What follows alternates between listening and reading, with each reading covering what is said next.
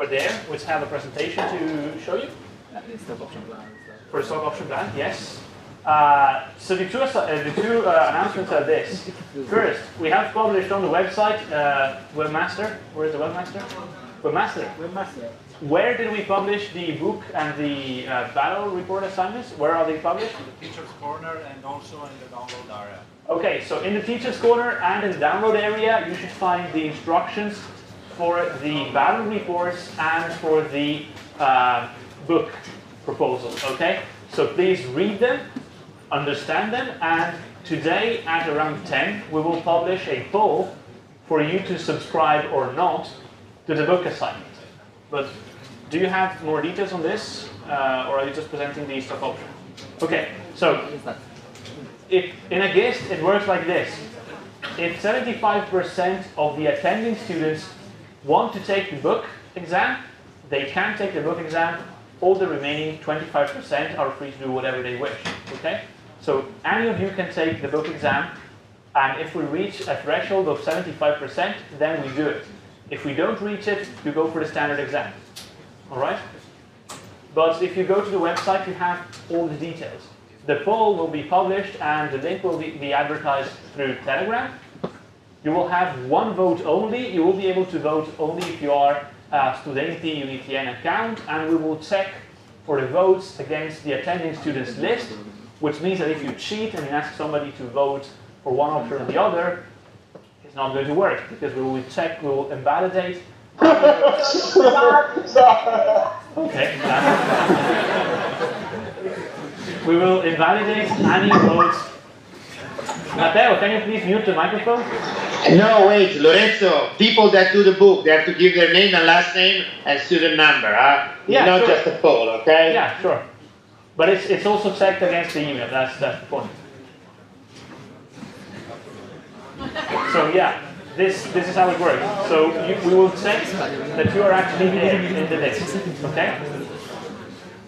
Also, still on voting and polls, we will have a re-vote for the battle of yesterday, because the results are a bit too even, and this is starting to become a trend where results get very even, then they go +1 for one side, then suddenly the other side catches up and gets +1, and then the other one +1, and so on. So this is not very healthy. We think this is just due to the fact that the votes are visible. So we will do another poll, and from now on we will do the polls invisible so that you can't see how the votes are going. So everybody is free to vote of their own conscience. Okay? I have a question. Is it resetted or just hidden the Microphone. What do you mean it's reset? Is it resetted the poll or just hidden the? So the one that is have already voted. The current one, so we are for sure resetting the poll for the blue pill, red pill. Okay. And So for the we have to future, revote. yeah, we have to vote again, but you will have instructions through Telegram, okay? All right. So aside from this, I think it's off to the executive committee. Yes. Lorenzo, let me add one thing. All the students that want to do the If you don't exam sound it of better. the book, they have to send name, last name, and student number to the housekeeper, okay? This is not a poll in the sense of, should be 75%, but they have to give name, last name, and student number, and then must be active attending. They read the note, and they complain with customer service, and that's it, okay? No name, last name, and student number is no votes. Thank you.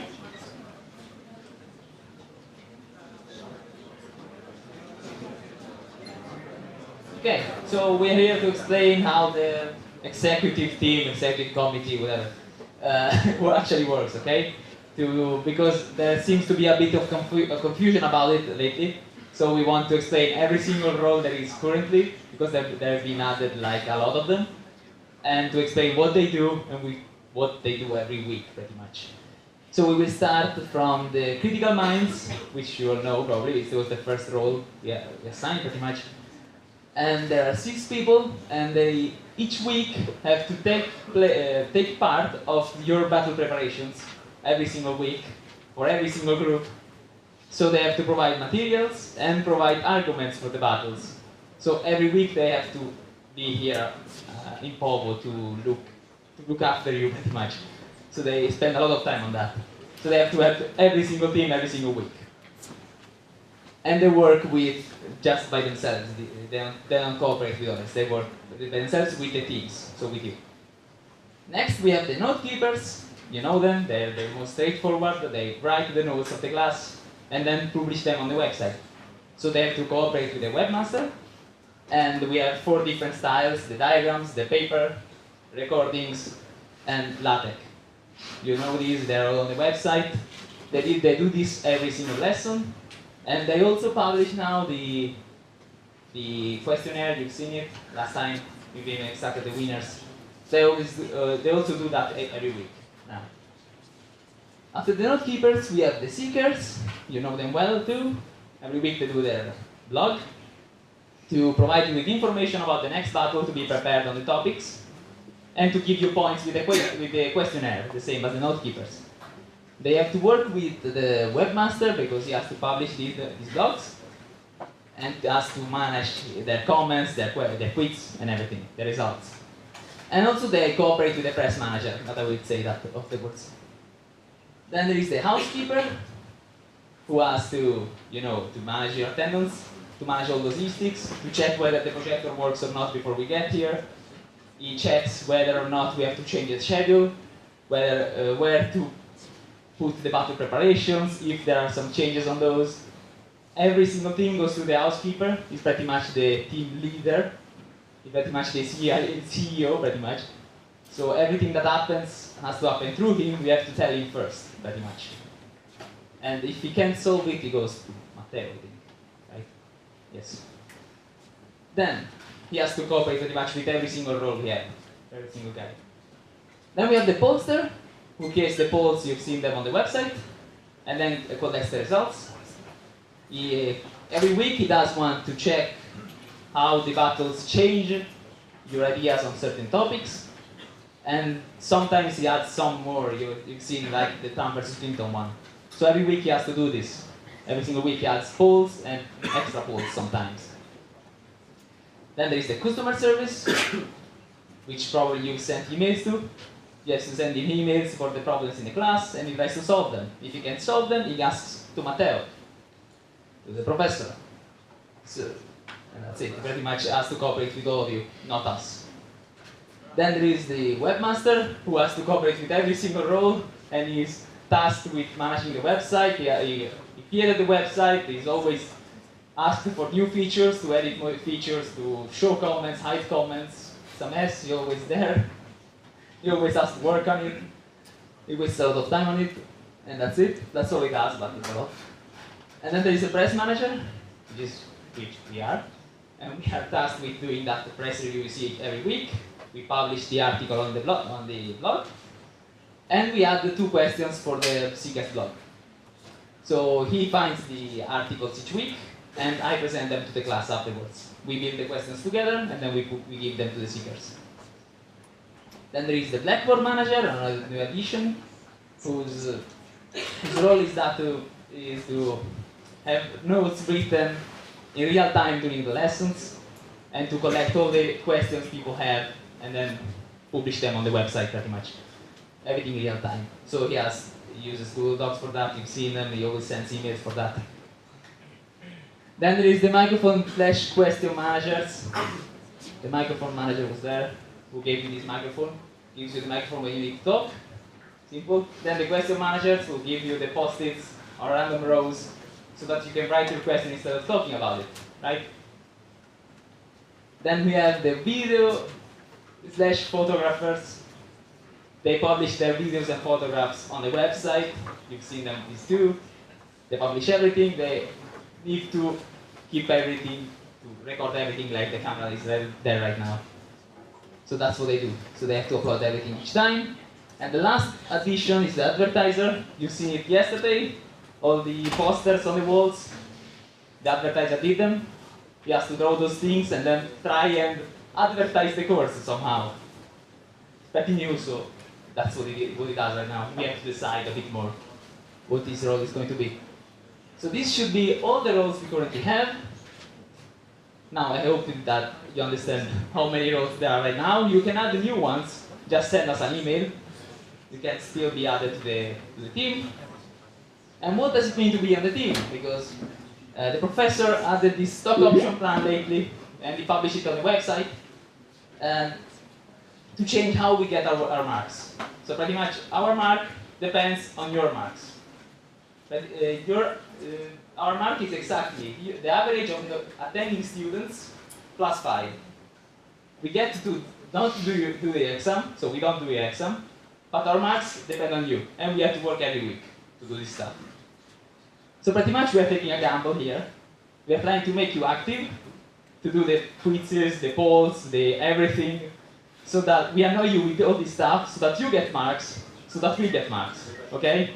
It's a cycle pretty much. We still do the battles, and we still do the battle report.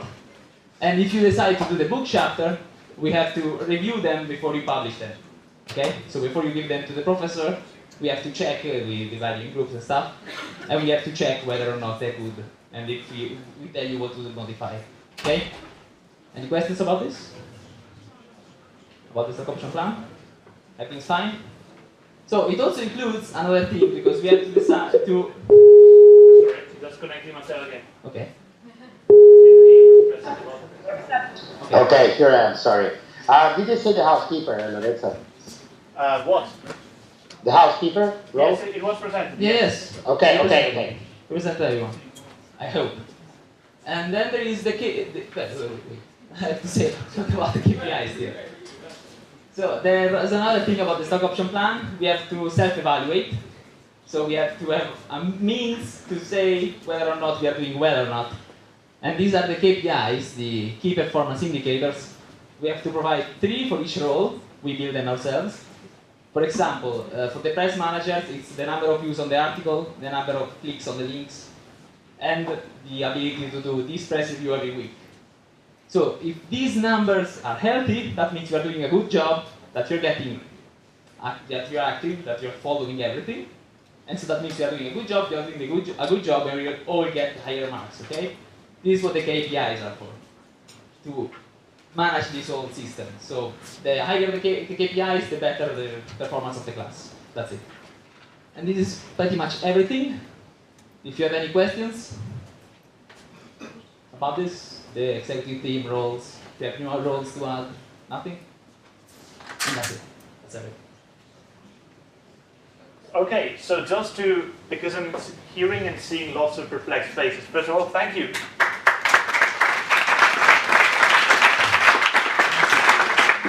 So what this means for practical reasons is this. Of course, everybody has an exam of the attending students, which is made of the battle report and the exam proper, which then you have the exam B, which is the book, which you can take or not take. We'll see how it goes, okay? The roles, what we call the executive committee, is not running the exam proper, is not running the book chapter / physical exam. They are instead giving their continuous commitment towards making the class work. Okay? For this, their mark will be starting with the average of your marks plus 5. This is an option which they decided to take.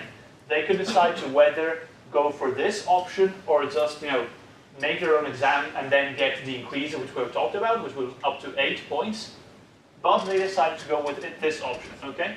So they decided to not be evaluated personally on their role and then get an increment on their exam, but to instead get an increment on your exam on the average. So this means that if they do a good job, you do a good job, you get higher marks, they get higher marks. If they do a bad job, you do a bad job, and they get bad marks. But they still have committed time, so they still get bonus out of it. Lorenzo, can I say something here Sure. quickly? I just want to say that the logic here is like in the prisoner's dilemma. If you cooperate with the roles and the roles cooperate with you don't go in jail. If you don't cooperate, you go in jail. So the best the class does, the best score goes to the executive group. The best executive group does, the best score goes to the class. So you're entangled. the performance of the two is interdependent. So you gotta make it work together. That's the logic. There is no favor here. Your performances of the executive group and the rest of the class are connected. I want to say also that the final works will be evaluated just on quality, no tick marks, and the final grade will be given just by your teachers, not by the executive group. That must be clear. So their goal is to support performance, but they will not assess your performance. Yeah, so and on the grading, on the two, on the book and the battle report documents, you also have what elements we use to grade your exams, okay? So it's quite transparent. We didn't assign a precise scoring because that's not how it works, because sometimes things might drive up or down significantly, but you have all the elements which we use to evaluate your reports, okay? So it's all pretty transparent. If you have any complaints or anything on this, you go to Stefano over there, customer service, and you write him. Then if there's something which is unclear, which is debatable or anything, he elevates it to us, and we fix it, okay? Okay? Question mark? Second half of the class, okay? Question mark? Hello? Should I move in the middle? Maybe this works. I was saying, second half of the class, okay? Question mark? Okay, that's very good. Fantastic. Okay. All right, Matteo, do you want to add anything? I want to make a question. If they want to complain about the customer service, with whom they complain? What is the answer? With me. So, in the moment you find that talking to the customer service is not the right option because it's a personal issue, whatever is outside the class, you talk to me, to Lorenzo, and to Giulia. Okay? There is always an extra layer where you can go and complain, but whatever can be managed at the class level, you pass through the customer service. It's a service, there's a privacy policy, rather than staying to discuss at length. Okay? That's what I wanted to say. Okay, thank you. All right, then I guess we can restart from where we left with the ground fields, okay? So, last time we were here, so we had some classes on environment. Then we moved to decisions. Now, the question is, what comes next? Okay? So, if you think about this, we have where the whatever we're analyzing happens, how it happens, then the question, what else are we missing? So, the where is the environment, which we have said is some way, to which we'll recap again in a minute. The how and the when is on decisions. Now, what are we missing as well? The why, okay? And the why, the afterwards, proceed like very journalistically. So the questions, when, okay? So when, I think you can pretty much frame it still on decision here. Because the decision, we have put some kind of a timeline in it, okay? The why, you can also kind of frame it in decision theory, because we have, you know, there's some sense making involved, both in procedural rationality and in retrospective rationality, okay? So there is a why, and there is also a how, of course, because we have all the frameworks. What we're missing is the who. So we're missing the actors, okay? So my question is, do you envision these actors to be individual or collective? So who could be these actors? Let's first go by some labels, and then we try to build a collective name for it. So who is an actor which acts in an environment that takes decision? Very simply, one single person. One single person could be an actor. Okay? This is good. Could be a single entrepreneur. okay? Or a single person, individual. But is that all? Is our decision and is the environment processed entirely and only by one person? Organizations. So the keyword for this and for the next class is going to be organizations, okay? So, or are you going to? Yeah. Okay. So, okay, we have organizations, all right? So, my first question for you would be, before we even define an organization, what are examples of organizations you know? And let's just go very open with this. So, examples of organization. Our classroom is an organization. Okay. We'll try to see it maybe in the future a bit more detailing how it works. But okay, that's very good. Other examples. The parliament is an organization. The government of this country is an organization. And the government then has a parliament, which has a house and has a senate and so on. These are all organizations. What else? The university. Yes, Matteo, thank you very much. The university is an organization, which itself then has different organizations in it. There is education, there is administration, there's all of this. But even on less formal context, you all have families. Are families organizations? We could kind of see them like that, right? And even more, what about informal contexts? Can you think of organizations in informal contexts? So aside from the workplace and the family. Friends, that's, yeah, a group of friends might somehow work, with like different people taking that, roles and taking different positions. But can you think of more structured organizations? A sports team. Okay, that's a very good one. Other ones? Does anybody of you play games online? You do? Do you have organizations in online games? Of course you do. You have, every game then labels them differently, but you have organizations in there too. Then is anybody here in any association? I don't know, Croce Bianca, Scouts, any kind of volunteering, any kind of charity? I don't know, I'm asking. You are? No, oh, okay. You are not. It would be a terrible shame to be in charity, Sorry? Easiest? Okay. I mean, it's an organization. Terroristic organization. Mafia is an organization. It's very much easy. Okay? But all of these are examples of organizations. Okay? Our question then would be, okay, we have a bunch, but what are... Lorenzo, can you ask them which is the first organization that met in life? I already asked, but yeah, go ahead. The family, yeah. The family, which we came up before. The hospital, I guess, as well. Okay. So we have some examples of organizations. And I tried to pull up some keywords that we have precise definitions of organizations. You can find them in the book.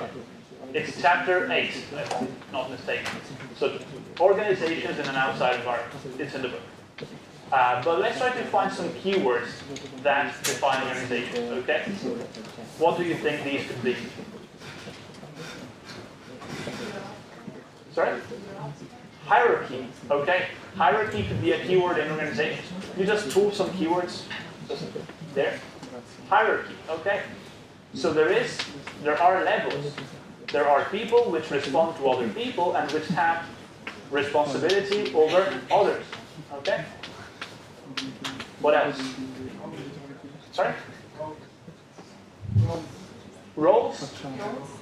Sure. Very good. Roles are another key point of organizations. Okay? Go. Roles, yeah, we have. Go. Goals, okay, goals, yes.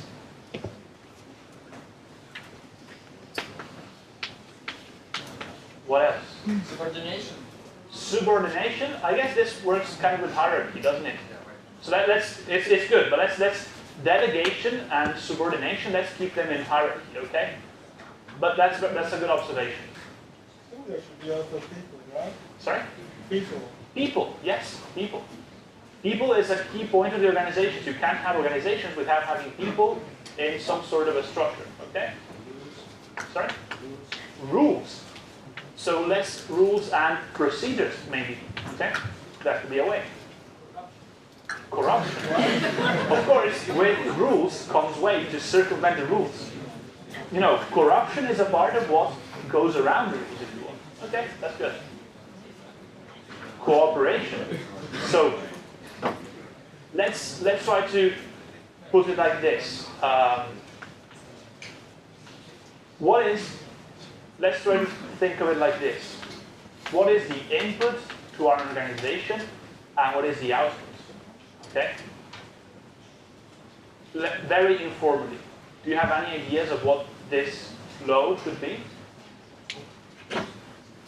So what could be the input to an organization? Let's say you have please, yeah. Maybe input can be something in common what unites them. Yes, Sure. what people that are part of an organization have in common? The same major animal. Same goals. Goals, They have for goals. sure.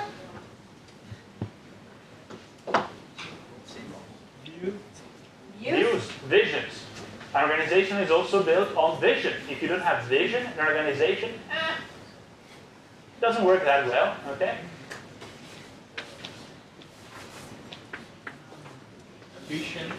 Ambition, yeah. And let's try to also think about the output. Decisions, okay, decisions are an output. What else? Actions. Conflicts, of course, conflicts are maybe more internal to organizations, but conflicts are a core part of what constitutes an organization, very much so. Conflict management. What else? Progress. Milestones, yes, milestones maybe are more for the internal structure of the organization, but progress is a very good point to products, services, very good. So, to try to box all of these in one single word, so we have plenty of inputs, goals, visions, I mean, people itself, if you want, can be an input, procedures can be an input, and then we have products, what else do we say? Actions, decisions, services. So, if we could frame it all in one word, do you have any idea what this could be?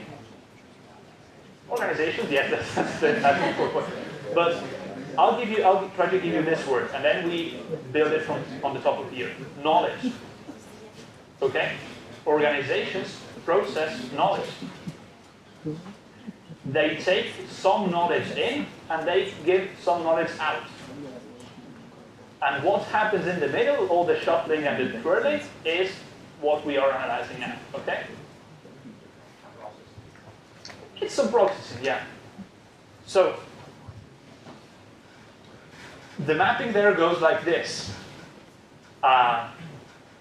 We have divided the environment in 4 categories, right? And I don't think we need to repeat them. But of course they are, like, anybody, please? Categories of environment, 4 kinds we said. Certainty, risk, uncertainty, ambiguity, okay? So for today, let's try to focus on the first 3 as usual. First,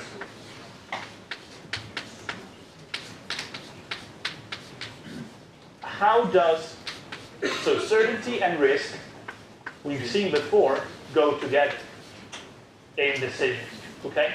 And they make reference to what kind of rationality? Olympic rationality, okay? So my question for you, and we can keep this quite open, would be, let's stay on certainty, okay? On a certain environment where everything is set. We have said probabilities are 0 or 1, so either things are or they are not. There is Olympic rationality, which is a useful assumption because, I mean, you are omniscient in some sort. And the question is, what organization lives in certainty?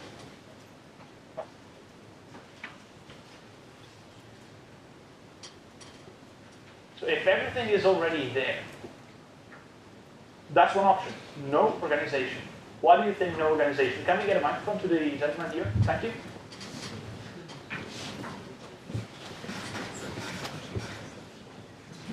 So why do you think there can be no organization in certainty? Yes, yes. Because if an organization has all data it needs to have and all certainty, I think it can choose the best decision every time.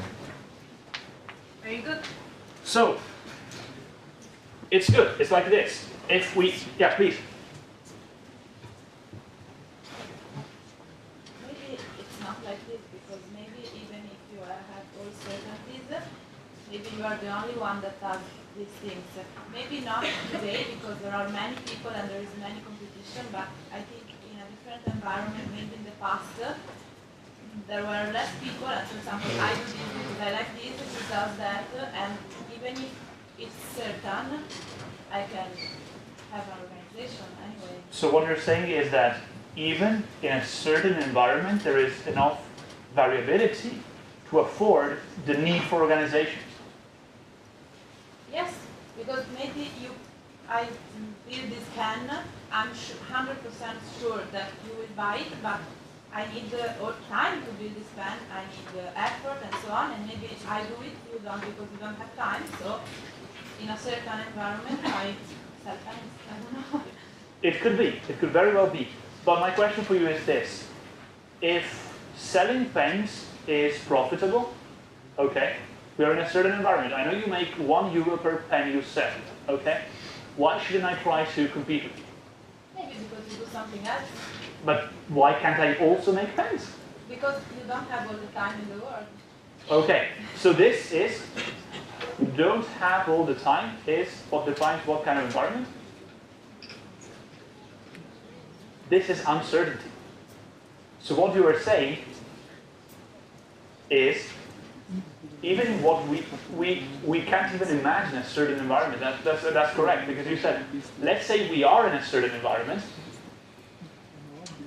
If we have a certain environment, we should split. There's no way we should do it, because I mean, if I can sell pens as well as you can, I can compete with you, and then we get into a different situation from what you started with. Yes, but it's not always the case that you decide to compete. And we might see why. But you are taking a good point in one other thing. In certainty, there might still very well be markets. Okay? So, there is an alternative to having no organization. What could this be? Lobby. Lobbying? Oh, that's, I mean, to be fair, I hadn't thought of this, but it's a, well, you know, it's a provocative thought. I had another example. Would you elaborate, please? Do you mind? It's the synthetic way to tell what the girl told before. It's lobby. You can do the product, no competition at all. It's a logistic way to see the market. Monopoly. Monopoly, yes. Okay. It's a slightly different thing. Okay, so monopoly.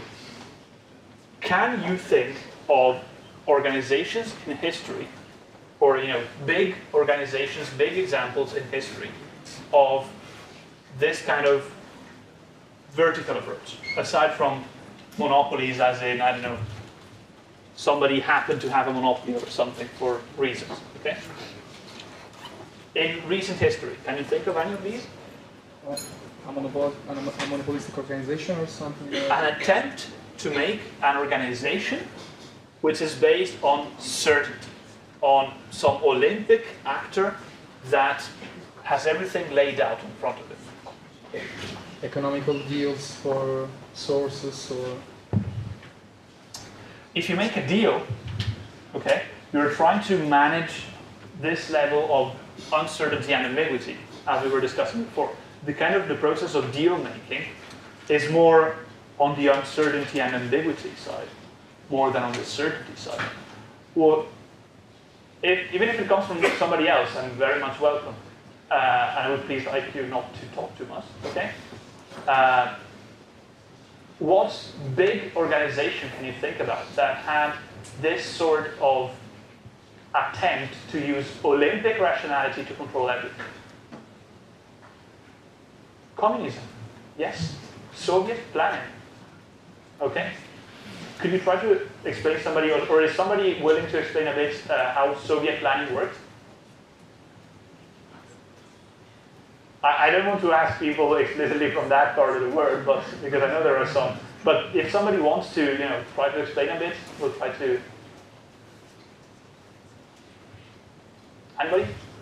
Even in the front. I know I'm just looking at the back, but even in the front, I guess.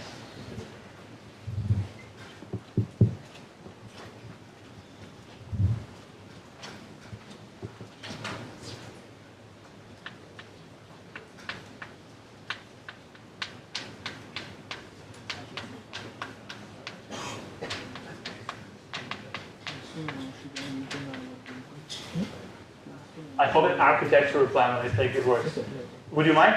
Because, no, okay. So, okay, that's fine. Okay, so the kind of Soviet planning was based on 5-year plans.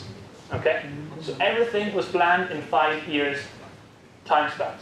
In 5 years, we're going to make 1,000 cars, we're going to make 10,000 pens, 5 tons of wheat, I don't know, everything was planned.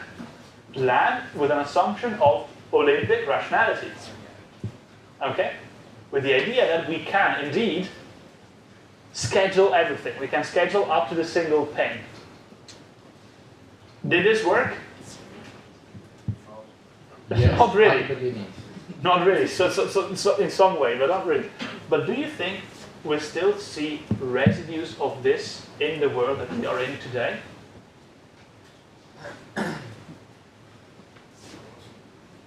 So I'm going to ask you this. Any of you that came into this university, did you expect the university has some sort of plan for you? Or do you think the university said, oh, well, we'll figure it out. He's going to come in, do some exams, and in the end we'll give him a piece of paper like this? This one. It's more like this one, right? Sometimes that's the question we all make. But we assume there is some planning, okay? Can you think of other long-term planning examples? Where everything should be set, not in stone, but almost? Horizon 2020. Horizon 2020, who said it? Thank you very much. Horizon 2020, the EU framework programs. Would you explain it a bit, if you don't mind? Come on, everyone did battle. Yeah, so anybody that was in the battle for H 2020, would you explain it real quick for the framework programs? Can we have a volunteer? Front rows, back rows. So let's go like this. Where do you think, if you remember the battle for the first time, the money for EIT comes from? Europe, okay, some sort of Europe. So Europe has some point in which they have to decide what are we going to do with all this money we get from all these countries, right? 28/27 maybe countries, okay? What they do is called a framework program. They sit around the table and they say, well, these are the priorities for this year. It's going to be education, innovation, energy, climate, okay? And we set the balancing of the budget in some way, we finance and we do everything.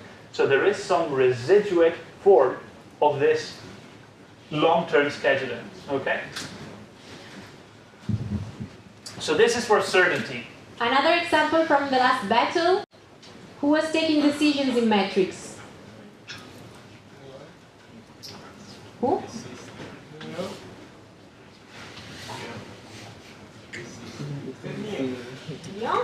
inside the matrix. Oh, inside the matrix. The system, what was the name of the system? The architect, and that's why also architectural plan.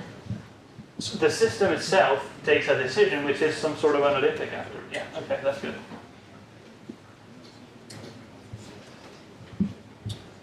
And what if we move to risk?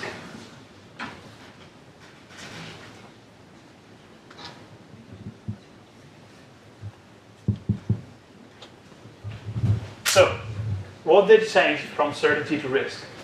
Not the kind of rationality, of course, because we're still assuming that we can make an instantaneous decision. Can I ask you to turn down the computer? Thank you. Sorry. And you people, if you're not taking notes or anything, could you please? Thank you very much. So, in risk, what is the overarching organizational structure that manages flows of knowledge?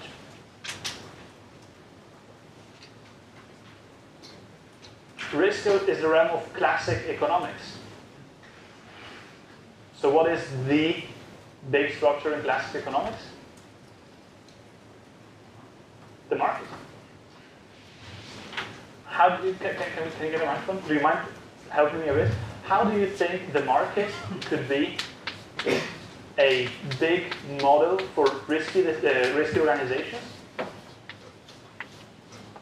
How do you think we can see the market as the organization model for risk? So why is the market risky? Because it follows the environment. Yeah, I mean, what are the main two laws of the market? You know them? Does anybody know the main two laws of the market? The main two things to which you balance? Supply and demand. Yes, please. Let's try to do like this. I think you might be right. Actually, I think it might be even more than uncertainty. But for now, let's still take it from a risky perspective. Okay? So there is. Sorry? Exactly. This is what is called a critique, which is very good. Do you mind holding the thought for a minute? This will be the intervention with which we will take a break. Okay. So can you keep this in mind for 2 more minutes while we build the market, and then you do your intervention? Thank you. So the market has a proxy of a risk environment. There's supply and demand, right? So what happens if, I don't know, the supply is very low and the demand is very high?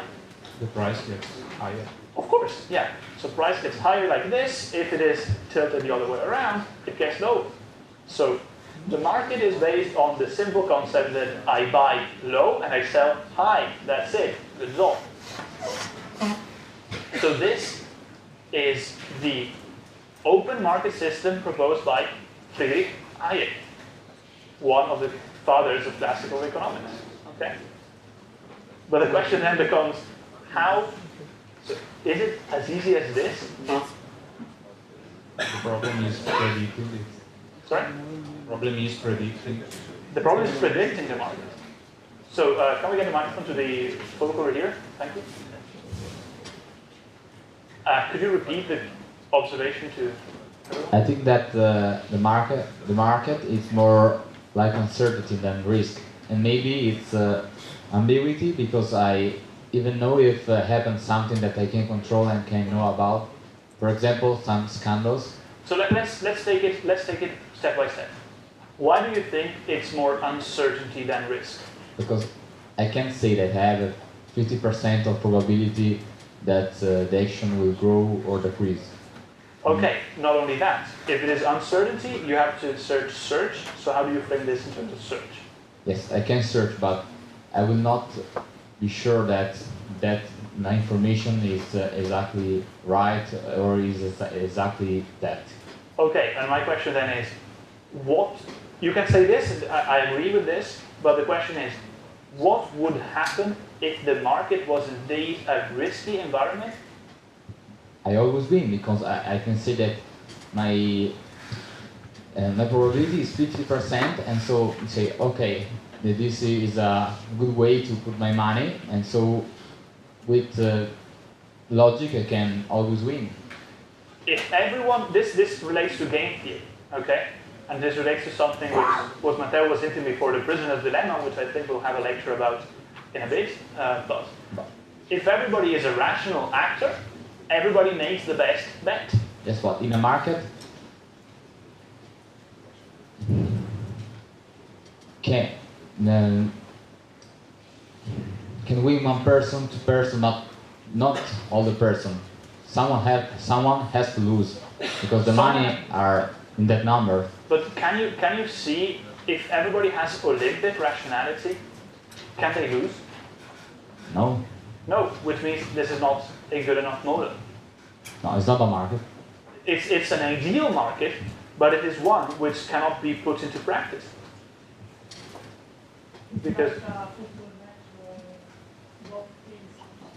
it's like having some sort of a football match in which both teams in some way win, which is not even a draw, but it's something strange, okay?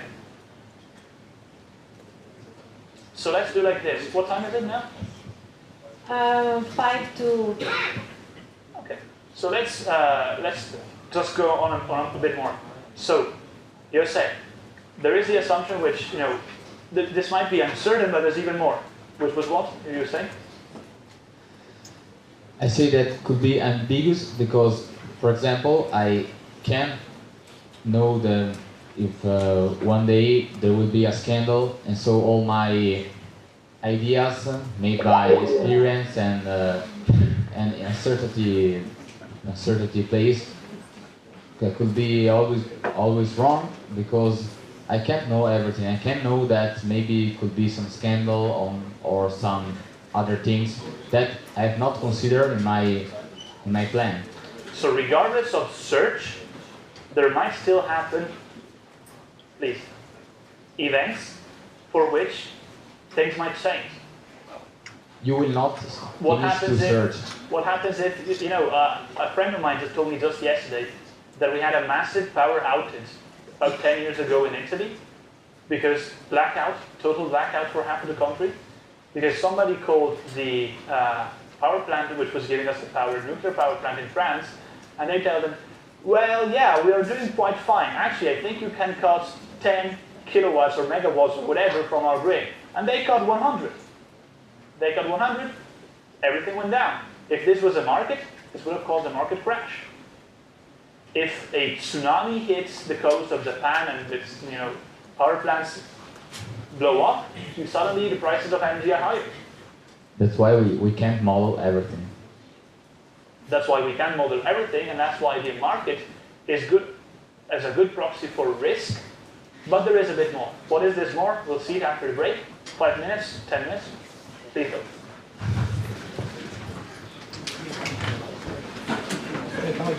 Just regulated by price, and this is made by supply and demand. That's it. So now we move to uncertainty.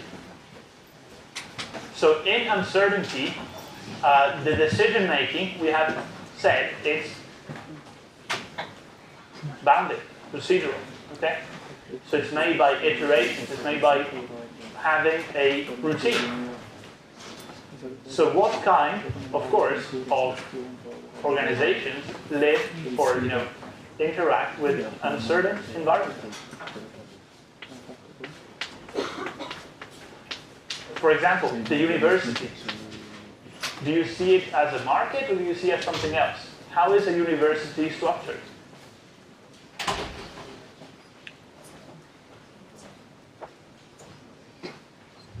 Does anybody know which department we're in? DISI, okay. And DISI is in Povo. Povo is in Polo Collina, okay? Which then is part of the University of Trento, which has Polo Collina, Polo Città, and Rovereto, I think. Okay? So, in Polo Collina there is DISI. And who is the head of DISI? Does anybody know him? Matteo? No, neither Matteo nor Marchese. We have a head of department whose name is Nicolae Sebe. Okay? So, Nicu Sebe is the head of department. And then there is other professors, which are either full professors or associate professors. There's PhDs, there's staff, there's everything. Okay? So there is a hierarchy.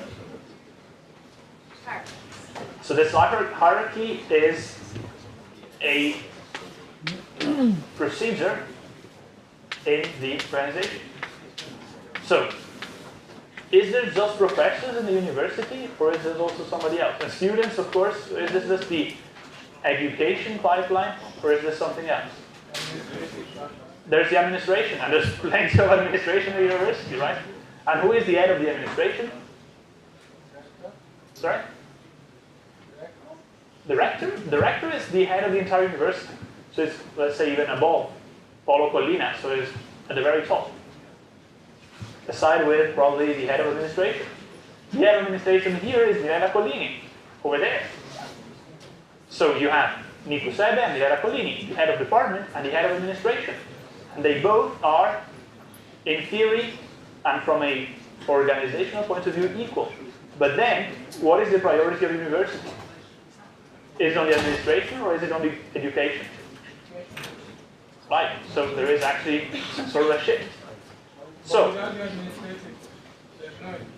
but there's no education without administration. So how do we solve this? Are there different models in this kind of strange organization which is the university? And please, with all the voicing, thank you.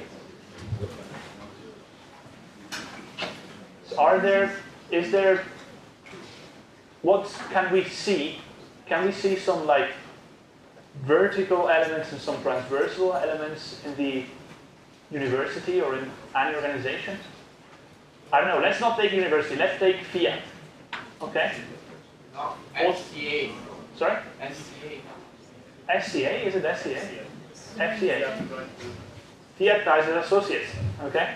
So well, but let's take Fiat in FCA, okay? So let's take a generic automobile company. Okay? How could this work? What are the competences of the automobile building organization?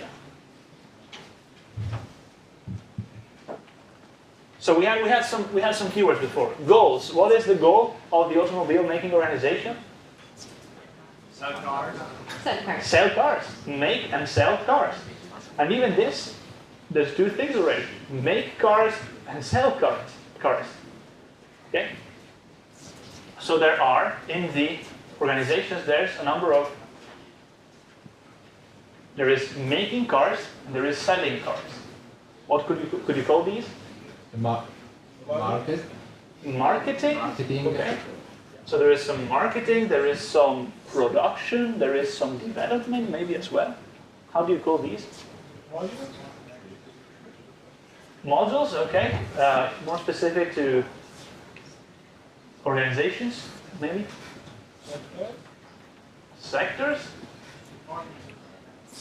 Departments, that's it? Related to what they do. They execute what? Function? Function. Okay, Very good. So here's so in uncertainty, organizations are of course made of procedures. So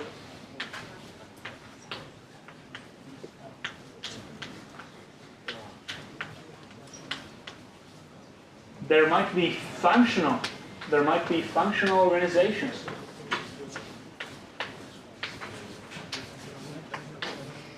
So a functional organization has some verticals which it has to manage. There is marketing, and marketing has everything from the head of marketing, the staff of marketing, to the people that actually draw the flyers, to those that go away and distribute them, and so on.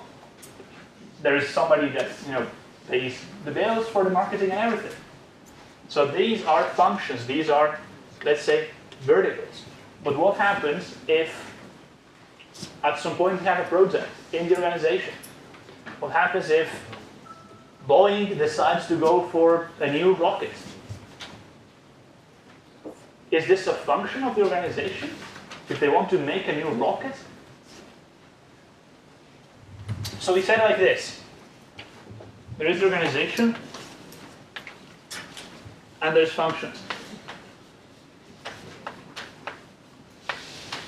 I don't know, this could be marketing. This could be R&D. And this could be production. Okay? What happens if the company decides they want to make a rocket? This is something different, it's a side project, but where does it fit? Sorry? F2, R&D. But in the end, they'll also need to sell it. Right? And they'll also need to make it. So how can this work? First, the R&D would work to make the rocket. If it's feasible and viable and everything goes well, they'll go to F1 and F3. Okay, but what you're also saying is that the project involves everything of these functions. Yeah. Correct? Sure. So aside from the verticals which you have here, there might be some other organizations which are instead oriented not on their functions but on their pipelines. Sure. So this is a pipeline. Well, it's not an ordinary pipeline because maybe we would need to have like R&D, then production, then marketing. But this is a pipeline. Sometimes you have cross-functional teams where boundaries are not that defined. You have cross-domain situations which the boundaries get a bit more fuzzy. Okay, so this structure instead, there might be an organization, just based on the horizontals. And do you know the name for this kind of organization? So if the vertical one was functional, how could the horizontal one be called? Sorry? I don't know how to say it in English, sindacato? No, that's working, labor, I don't remember the name, but no, that's not it. It's called, okay, well, I'll get it in mind at some point. Labor union, that's how it's called, but that's not it. A union is, of course, it's transversal to the organization itself, but it's not, how can I say, it's not a pipeline of the organization. It has representatives, it has, a reference role, but it's not a procedure of the organization. It's more a set of people that are part of different functions that are working on the same project. How would you call it? Well, if you don't remember, does any of you know the word divisions? So this is a divisional organization.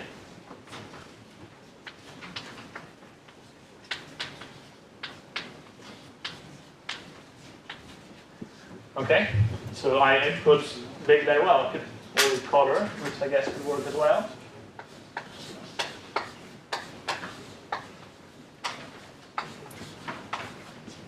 Okay.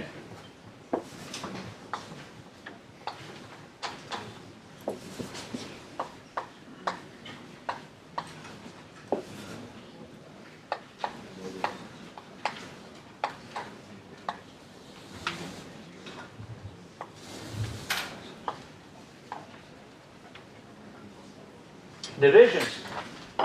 Okay, so there is some sort of a vertical functional organization and a more horizontal divisional organization. So the question then would be, what of the examples of which we have picked before fit in which of these forms? So shall we start from one? Can anybody help with these? Divisional and functional organization?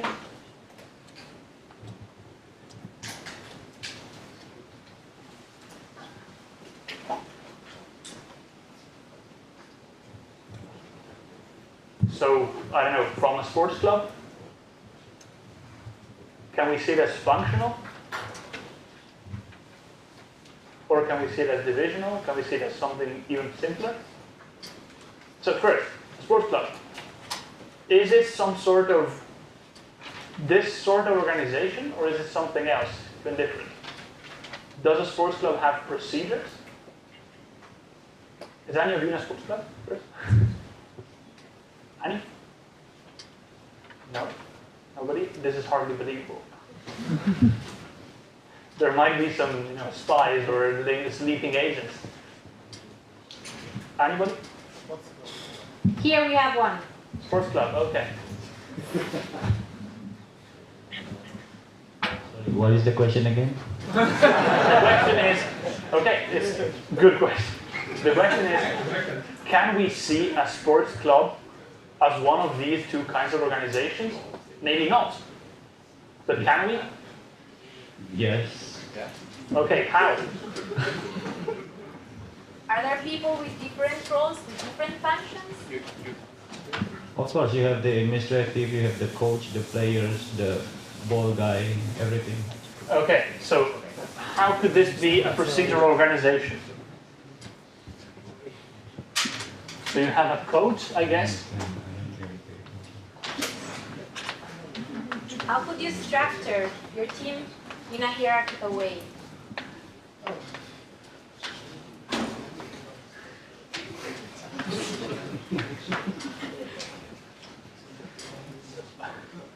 Isn't your coach giving you some suggestions, some orders, So yeah, indications? basically we have the owner of the sports club. So we have a function? Yeah. Okay.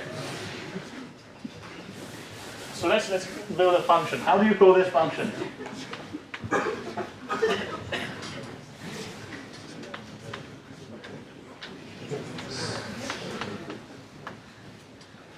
So basically we have the person that established the owner. The owner? Okay, there's an owner. Yeah, and we have the co-owners. You have what, sorry? Co-owners. Okay, owners and co-owners, okay. Yeah. Then we have the coach. And there is a coach. We have assistant coaches. Who is the coaching to? Yeah. So we now have the team. Okay, we have the team. Which is going to have, I don't know, reserves, main players. Yeah, we have the captain. Yeah, of course, the team has, well, let's group it like this for now. So the team has its own reserves, main players, different roles in the team. Assistant, yes. Okay, then, do we have something else? Then we have the administrative department. Well, usually I think for a sports team, the best way to see it is a club. Yes. Right? So they have a physical place. Yes. So they have a club, Club. which is going to have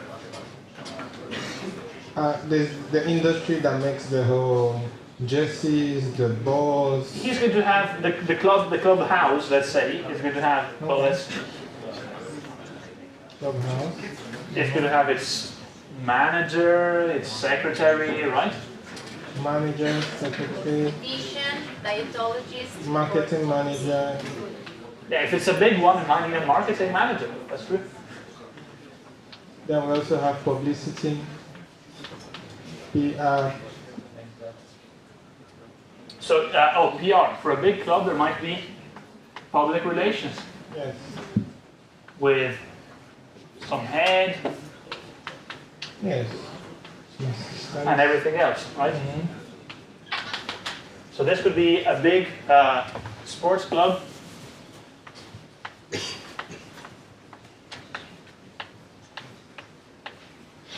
Organization. And is this, so this, we framed it as a functional. Functional, yes. Okay? Can we instead think of some sort of a divisional organization? Anybody from, big examples, small examples, anything you wish?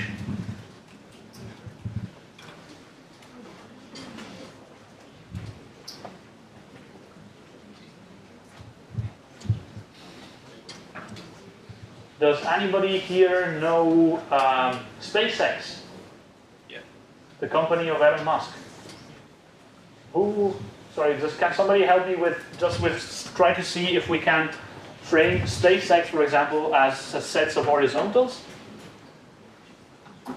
I heard a bunch of yes, so please, can somebody help me? So,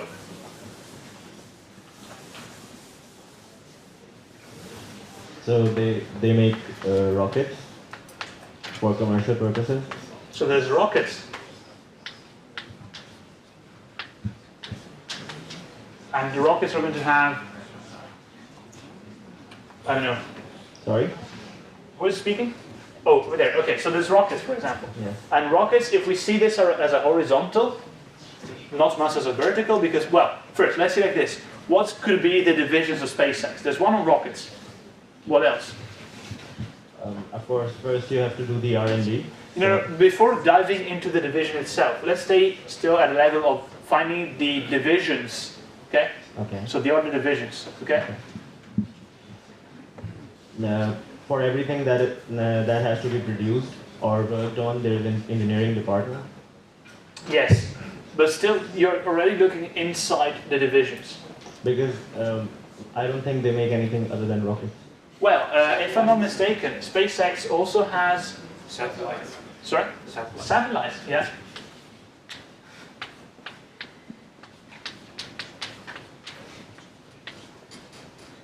And is Tesla company part of SpaceX or a subsidiary? Is it a separate entity? Okay. So let's do like this, if you don't mind. So, for example, if we broaden the scope a bit, we could call it, I don't know, Elon Musk Industries, okay? So industries related Capsules. to... Apart from rockets. Oh, they make also the pods themselves, okay. So it's not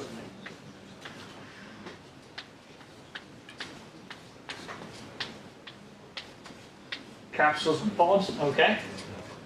If I'm not mistaken, they also have like the space tourism narrative. Hyperloop. Sorry? Hyperloop. Hyperloops? I don't know what they are. Sorry to interrupt. We had a suggestion they have hyperloops. No, I don't think so. It's open technology, open standard, I think. Open? SpaceX is not pursuing Hyperloop. Okay. So so they might have. Let's group it up with other projects. Okay. Minor projects. I don't know. For example.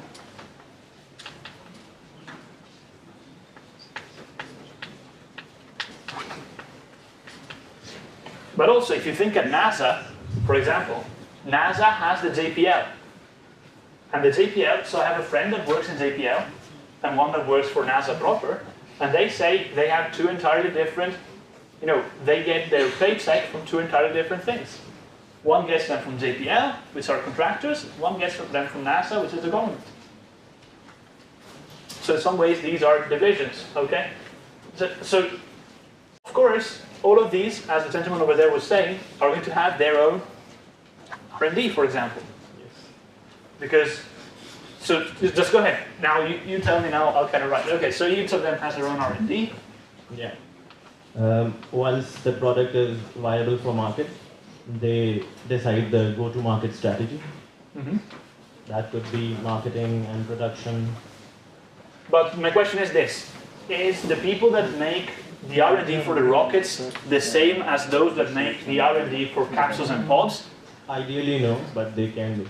Ideally, no. Ideally, these are all separate units. Independent. They don't have overlapping. Then you said at some point they will finish developing the products, they will have a good market strategy, so they will be ready to deploy it. And once it's in the market, then it's ready to be sold. But also that there might be some marketing, as in promotion, PR, and everything. And this works very divisional. And the production for all these items might very well, again, be in different cells. Because, I don't know, a pod might require thermal shielding, or windows, which a satellite doesn't need. Because a satellite doesn't need glass, for example. And also the marketing function for each of these divisions can be different because it's not for consumers, it's for organizations or governments or... this is the point at which you say this is more a business-to-business proposal than a business-to-consumer. That's true. So if these are all independent, this becomes a divisional organization oriented on their horizontals. But what happens? So who gives the paycheck to these guys? So let's say you are a R&D engineer for rockets. The gentleman over here is an R&D engineer for pods and capsules. Who gives you the paycheck? Sorry? Elon Musk. Okay, so Elon Musk is this guy over here. Do you give your paycheck both to both of these two guys? Or do you have, of course you'll have an assistant, but is your assistant going to give the paycheck to both of them, or do you have two assistants, one for him and one for the other gentleman? Two assistants probably. Probably two assistants, but I mean, do you really need two assistants, or can you have just one? No, I could handle them. Or you can handle them personally, or you can have just one. Yeah. Until there's two of them. When they become many, then it's just a matter of delegation. But still, what is the difference between paying an R&D engineer for pods and an R&D engineer for rockets, aside from the paycheck itself? Do you need a different expertise to pay them? Probably not. Probably not. So, we have seen a divisional structure and a functional structure. So let's go back to the university now. And let's stay in DZ. Okay? So we have said there is education,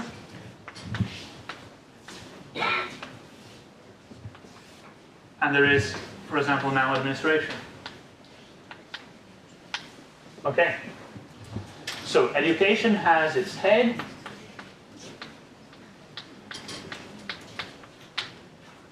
administration has its chief. I think it's called. No, it's called head of administration.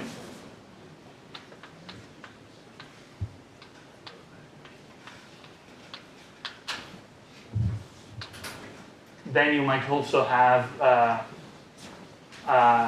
Well, here you have professors, and here you have staff. Okay. This looks very functional. What happens if we have a research project? Is any of you part of a research project in the university? I think some of you might be. Any of you working in a lab here in the university? Sorry? No, EIT Labs is just a label from before. So anybody of you working, I don't know, with a crossover with bioinformatics, with machine learning? Anybody of you doing a stage or a thesis at the minute? More or less. More or less. Can we have the microphone to him? Could you help me? Yeah. So you have a lab, right? You have a head of the lab, which Yeah. is going to be a professor. Head of unit, actually, in FBK. Sorry? Yeah. Oh, in FBK. Yeah. Okay. So the head is even in another organization in this case. Yeah. Okay. But then there is staff. But if you are in the lab, who pays you? FBK, actually. FBK. Okay. So well, this is even different. So we have an FBK here, and they have their own. I don't know. They have their own. They have a manager from the research point of view. Correct? Yep. Head of unit. Well, okay. I will need to erase this. Sorry. Yeah, no worries. It's fine.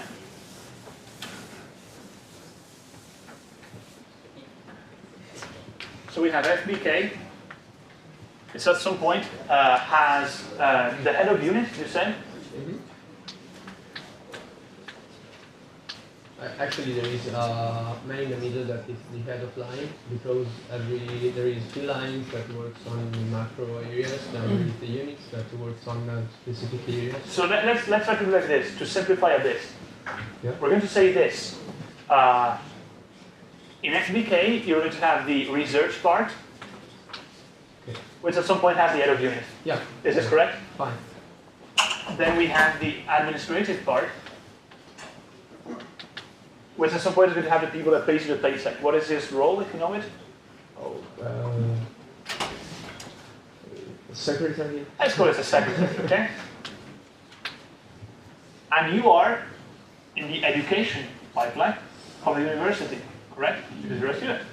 Yeah, because I'm a study, so yeah, we can say so.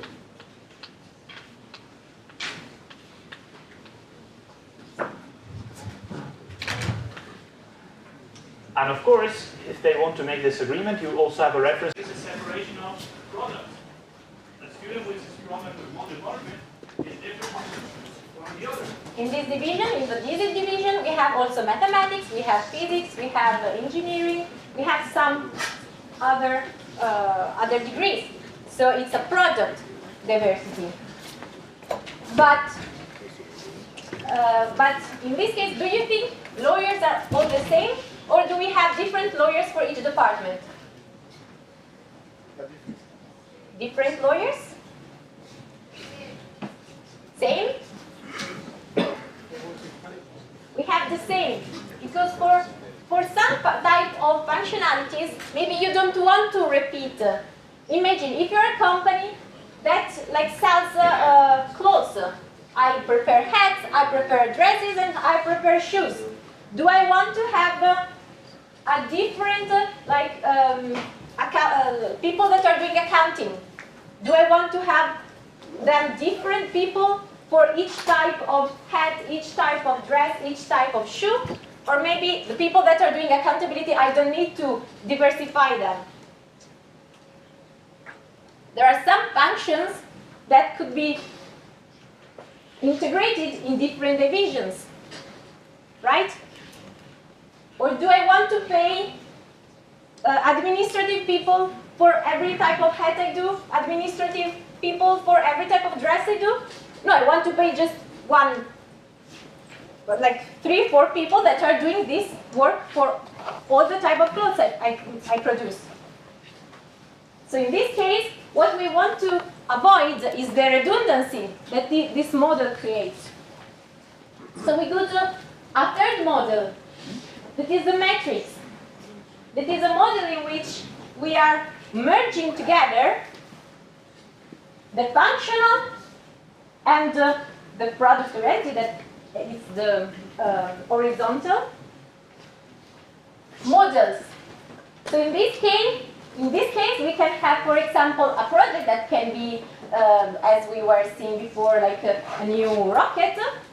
And in the project of the new rocket, probably the administrative people are the same that are working on the project on a new motor. So in this case, we have a matrix of products or other kind of divisions and functions. What's the problem in this model? Here we are, well, first of all, who is accountable? If something happens like here, who is accountable? The functional manager or the project manager? Why? Because he's the head of that structure.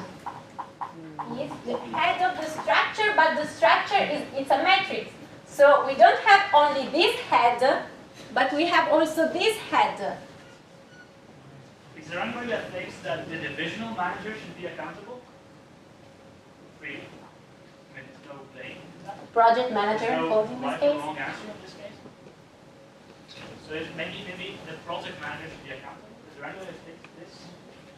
So I am an engineer of SpaceX, okay? I place the rocket on steel, and now my rocket melts when it goes up the sky. Is it the fault of the head engineer of all engineers of SpaceX? Or is it the fault of the division of rockets? Who says it's the fault of head of engineers? Both of them. Both of them. Both of them? Okay, but then, I mean, if you have to choose what is the ultimate responsibility. So let's say you have to choose one, okay? Who says it's the fault of all the engineers, of the head of the engineers? If I make a mistake, I'm an engineer, I make a mistake, who says it's the fault of the engineer? So of the function. Nobody? And who says it's the head over the division, so of the rockets? Division 1? Okay, what about all the rest? What do you think?